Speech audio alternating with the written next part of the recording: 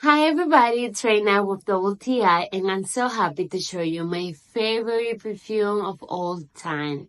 It's the Juicy Couture Weed and I love this fragrance. I'm in love with this perfume, especially for the scent.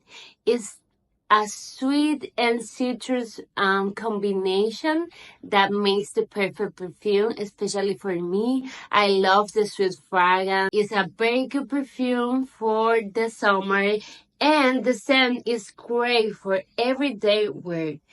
Also have a very good long lasting. I can have at least 6 hours with this perfume on point.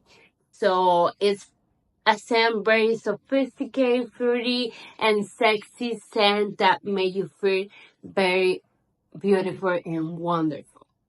So for me, this is my favorite perfume ever, and I really recommend this perfume, honestly.